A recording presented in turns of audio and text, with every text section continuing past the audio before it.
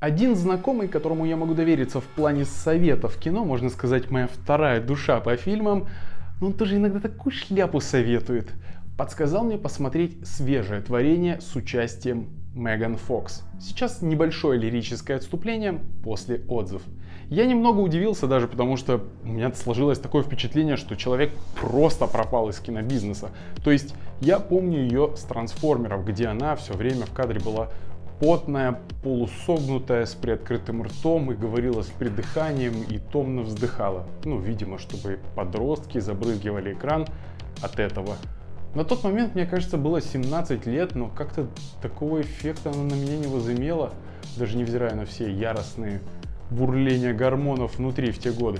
И вот как раз после второй части, насколько мне помнится, после второй части «Трансформеров» она поссорилась с одним из главных голливудских продюсеров, режиссеров и блокбастер-мейкеров Майклом Бэем. Конфликт простой, как 3 рубля. Он настолько понятный, распространенный, старинный, сколько, наверное, этот весь шоу и кинобизнес существует. В общем, после кассового успеха 2 фильмов, я уже точно не скажу вам цифры, ну там по миллиарду или под $1 миллиард, эта новоиспеченная звезда почему-то подумала и решила, что все благодаря ей, что львиную долю денег она принесла своим участием.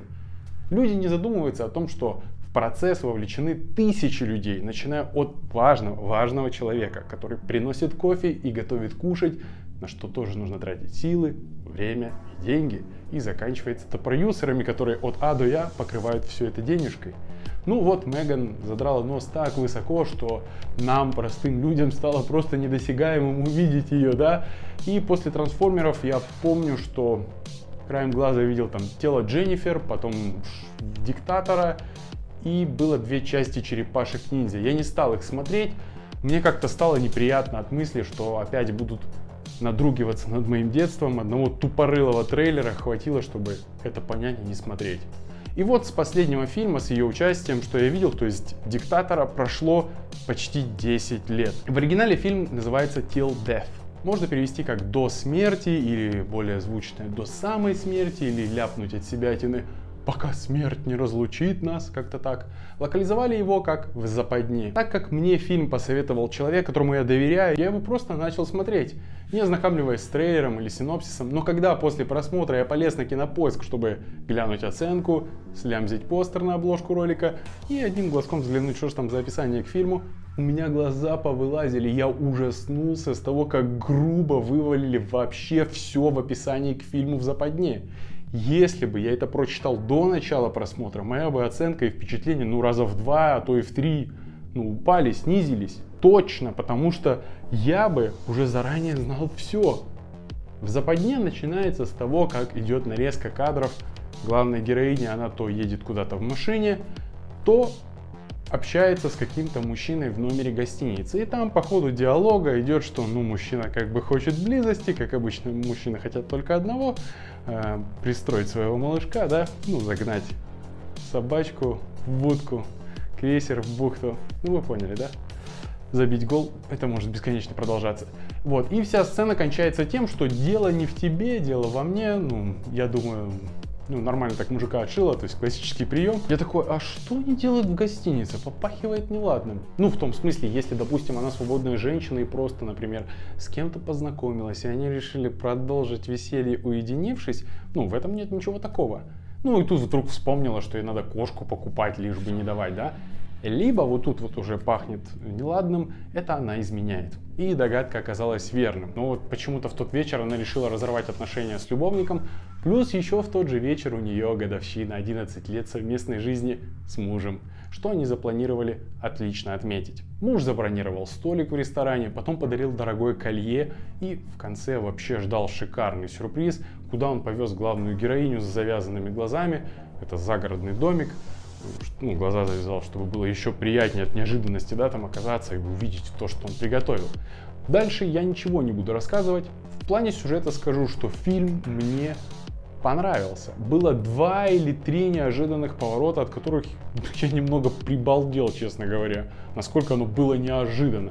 Что опять же, это классное впечатление вам обосрет любой киносайт, где вывалено грубое описание под этим фильмом. То есть вот эти вот неожиданные повороты взяли и написали, что и как произойдет, за каким-то хреном.